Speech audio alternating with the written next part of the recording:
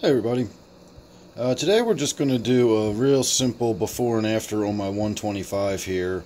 I'm not going to make it real elaborate or complicated because I'm not doing anything real elaborate or complicated today. I'm just going to do a simple water change and maybe a little bit of a gravel vac. I'm not going to mess with the filter or anything like that. The main thing I want to do, if you'll look at the tank on the scale of the whole thing, you can see off to the left there, left of center anyway, we've got a lot of darkness, and that is mainly because my my water sprite that is floating up there has sprouted a bunch of little babies and roots and rootlets, and all of this is getting thicker and thicker and thicker. All of that, you can see there, all those roots hanging down. Those are all new plants. Every one of those little sort of dense centers that you see is the start of another plant that I'll be able to pull out of there and tease out. So I'm continuing with my approach of leaving the mother plant intact, and I'm simply going to pull some of those babies off of there and thin that out a little bit. And I'm sure once I get in there directly below the light, I will find some of that is covered with that Spirogyra algae, and some of it will need to get groomed out of there for that reason.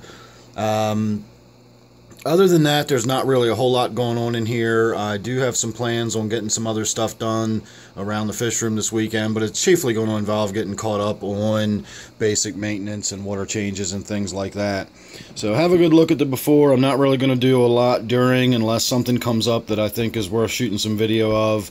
Otherwise, we're going to go ahead and we'll just get right to the after, and we'll see how the tank looks, and we'll have any thoughts about what I did or how much water change I did, so on and so forth. So sit tight, and when I'm all finished with this, we'll get right back to it and we'll see what it looks like afterwards. But of course, it would not be a proper water change video if we didn't do at least a little bit of water chemistry. So the main thing I wanted to check today was the nitrates, which is in this bright red vial here. We'll get to that in a moment. And the important thing I wanted to check is the pH. This is the pH in my tank. This is the pH in my tap. That means I should be able to do a fairly significant water change today without actually shifting the pH in the tank very much. I have come to learn that while I'm not exactly sure what causes it to fluctuate, my pH is not always the same in the tank. Sometimes it's as low as 6.4, other times, like today, it's as high as 6.8. My tap water as well goes through a fairly elaborate system that conditions my water just the way I want it, but my conditioning system can only work with what it's got coming in. So the groundwater and the rising or falling levels of acidity affect what comes out of my tap. So I do at times have water that comes out of my tap at 7.6, but today it is actually coming out of my tap right around neutral. So there's not much difference between my tap water and my tank water. So I'm going to take the opportunity today while I can without shocking my fish by shoving their pH up or down really far, and I'm going to do a fairly large water change. Just for good measure, I decided I would show you what a tank should look like when it comes to ammonia and nitrite. None and none as far as this type of test is able to reveal. If we were using very, very sensitive equipment, you would see tiny trace amounts of ammonia and you would see tiny trace amounts of nitrite. They're being produced in the tank, therefore they are in the tank. However, my nitrogen cycle is capable of dealing with the amounts that are produced rapidly enough that pretty much as soon as it's produced, this gets converted to this, and then this gets converted to this, and then the water change will actually be removing this.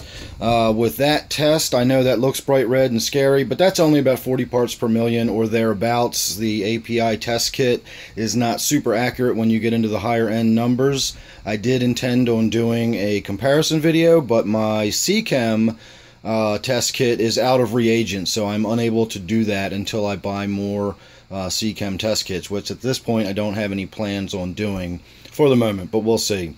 Anyway, no big deal on the nitrates. They're not very high. They are getting up there, but they're not super high, and because of the pH, we are going to be able to do a really big water change today. So the after value on the nitrates will come down significantly, and we will be well within the orange and well away from that red. So let me go get finished on the tank, and we'll take a look at what it looks like afterwards, and we'll see how much the huge removal of tannins will actually do for brightening up the tank.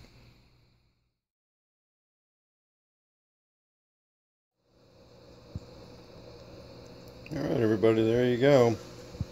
So as promised, I didn't do a whole lot. I just got in there and did a big water change, and I really thinned out my water sprite. And honestly, part of the reason I thinned out the water sprite was because of gravity.